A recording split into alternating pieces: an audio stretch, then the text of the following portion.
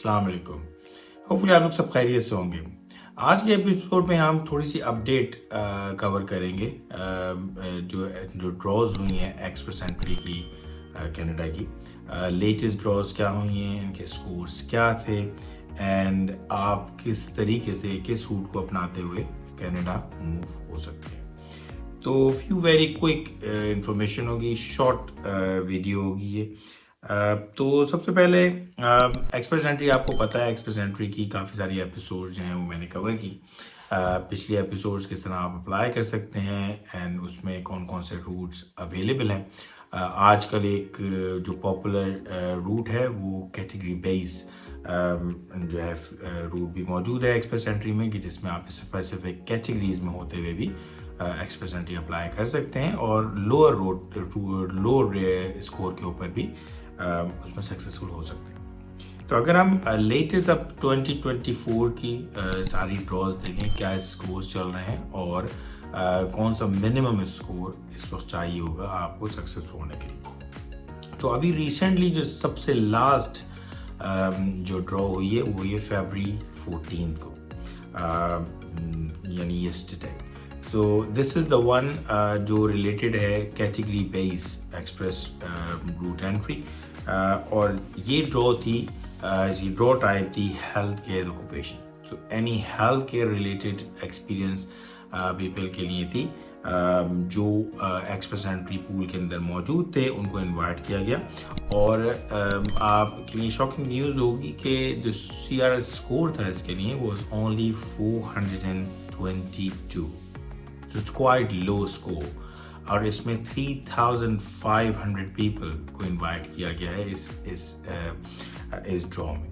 So same express entry program, no different, same application process, but under the health care occupation, यानी अगर आपका health care occupation का experience है तो उस वजह से 422 के ऊपर भी आप सक्सेसफुल हो सकते हैं। और बड़ी ड्रॉ हुई है, 3,500 पीपल को इनवाइट किया गया, जो कि जर्नल ड्रॉ के अंदर इनवाइट नहीं किया था मिसाइल लोग, जिसकी एग्जांपल आप देख सकते हैं कि उससे पहली वाली फरवरी 13 को जर्नल ड्रॉ की गई थी, जिसमें से ओनली 1490 कैंडिडेट को इनवाइट किया गया और उसका स्कोर था 535। सो ह्यूज डिफरेंस है कैटेगरी बेस ड्रॉ के अंदर और जर्नल ड्रॉ के अंदर। At the same time on फरवरी 1 एक और ड्रॉ की गई जो कि फ्रेंच लैंग्वेज प्रोफिशेंसी कैटेगरी के अंदर फॉल कर रही थी।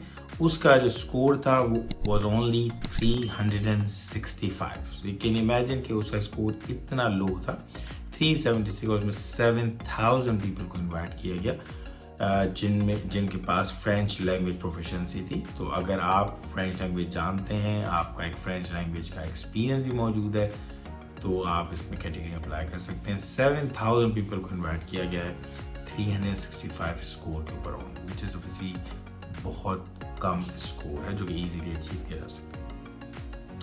इसके बाद हम जनवरी में अगर जाएं तो जनवरी में लेटेस्ट जो हुई थी, जनवरी में 3 ड्रॉज हुई जनवरी के अंदर भी। जनवरी 31 को जर्नल हुई। जनवरी की सारी जो है ड्रॉज वो जर्नल एक्सप्रेसेंट्री प्रोग्राम के तहत हुई थी। तो एक हुई जनवरी 31 को, सेकंड हुई जनवरी 23 को, और उससे पहले एक हुई थी जनवरी 10 को।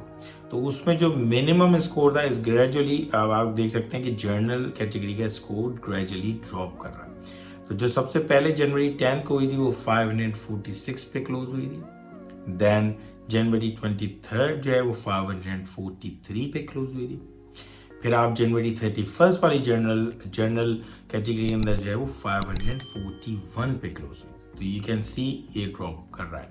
और अभी जब हमने रिसेंटली फरवरी 13 को जर्नल वाली देखी, it was close at 535, so it's further reduce.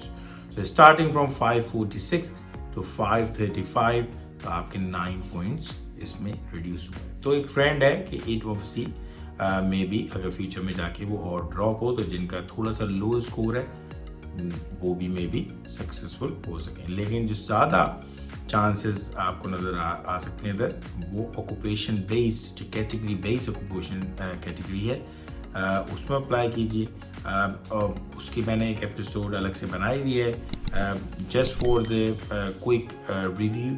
जो कैटेगरी बेस्ड सिलेक्शन प्रोग्राम है वो slightly different in the sense ये है कि सेम एक्सप्रेस एंट्री प्रोग्राम है, सेम एप्लीकेशन है, उसमें कोई डिफरेंस नहीं है एप्लीकेंट के लिहाज से, लेकिन वो आपको प्रायोरिटाइज करता है अगर आपके पास स्पेसिफिक कैटेगरीज के एक्सपीरियंस मौजूद है। वो 5 कैटेगरीज हैं जिसमें first health care occupation, then STEM है, science technology engineering and mathematics occupations, then third one is a trade occupation such as carpenter, plumbers and contractors, तो उनका भी एक अलग से फील्ड मौजूद है।